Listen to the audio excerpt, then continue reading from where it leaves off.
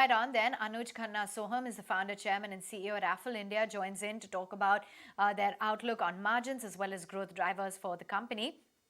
Thanks much for taking time out. Let's begin with your revenues because majority of it comes from the emerging markets, but globally there has been a slowdown in ad spends. So how have you been impacted by this?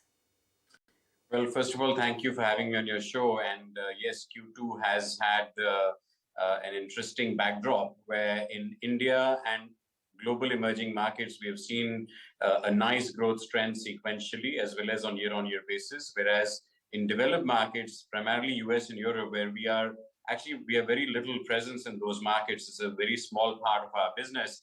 But over there were, macro factors, negative geopolitical, economic factors, and headwinds, which caused some impact. Now, if I were to quantify it, if we did not see those headwinds, I think we would have done $3 to $4 million US more revenue in H1 this financial year than we have.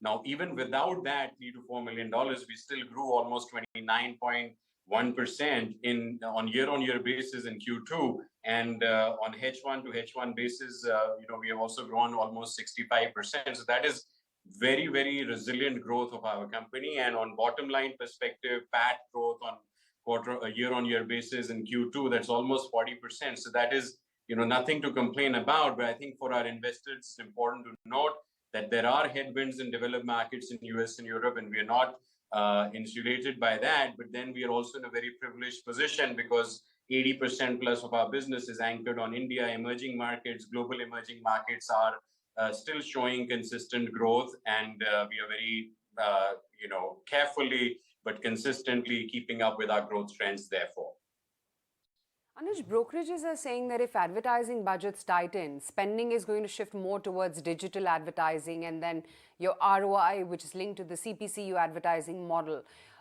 What incremental revenue can we expect from, say, in the next 2 to 3 quarters? Could you give me some figures here?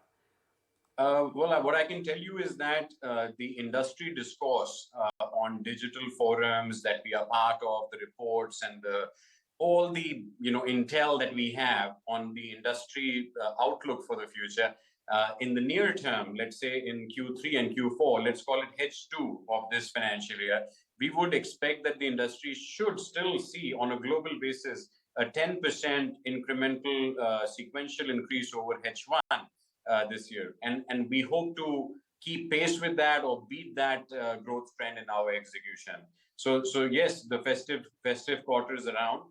And in that festive quarter, the advertisers who are more bullish will actually spend more in Q3 itself. But some of the advertisers would take that incremental budget and split it quite balanced over Q3 and Q4 in H2. So we would see a more balanced Q3 and Q4. And if we see it on H2 versus H1 basis, I would expect that the industry should see a 10% sequential growth. Anuj, given your high dependence on the international markets for your revenue contribution, are you having a rethink on strategy now? Say next 1 year, would you focus more on growing the India business perhaps? See, we have always been anchored on India. So there is no rethink about India. I think India is our number one most important market. Our company is called Affle India.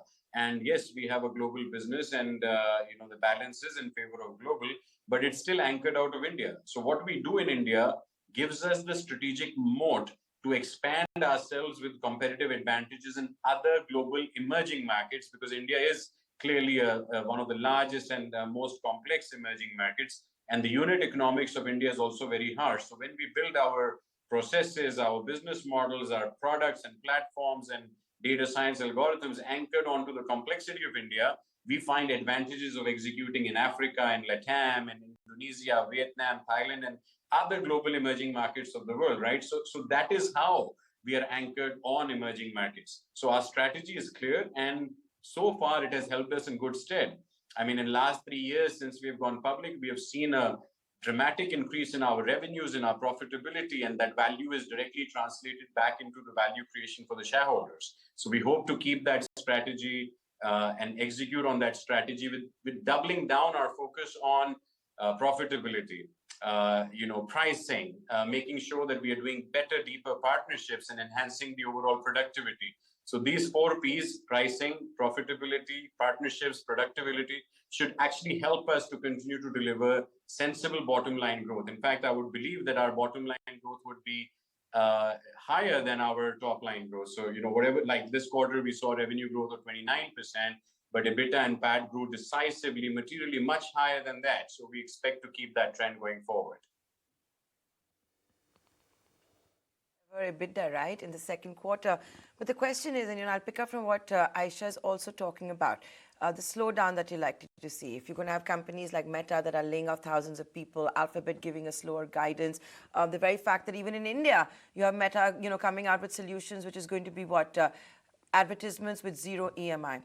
You specialize in engagement when it comes to mobile advertising. If Twitter is going to demand a blue tick, $8 for a blue tick, the fact is, will Meta have to focus on monetization? All of that, is it not going to impact your business? Because there's so many disruptors out there, we just don't know what's going to happen.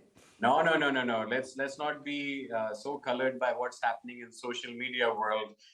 Meta, Twitter, these are all, social media specific things, and I think the social media trends are best defined by the youth, not by our generation. I'm already 44, and I can tell you anybody who's 14 is certainly not on Facebook, Meta, or even on Twitter.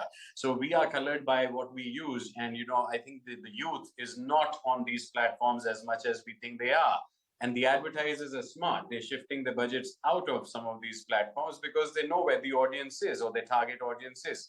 And so when you keep that context in mind, please know, digital advertising is, in my opinion, over-calibrated on the big tech. And when they start under-calibrating on the big tech, who will benefit? It will be the non-big tech in the digital advertising space, people like us. And I think that is a positive trend that's happening overall. And that should not make us all nervous. Oh my God, what's happening in digital advertising? Digital advertising is here to stay because our next generations are going to be even more digitally connected than we are. So the advertisers have no other option but to put at least 50% of their budgets on digital. And if they're not putting it on Meta and they're not putting it on some of the other big tech platforms, then where are they going to put it? May they put it on Affle? Okay. Let's watch out for that. I'm not going to reveal my age. I am on social media. So I do read a lot about what's happening in digital advertising. And I know my co-anchors, Aisha and Avan, also do. So, but do tell us if advertising spends are going to be down, if marketing spends are going to be down. And that's going to be around the world. And we're seeing it in India as well.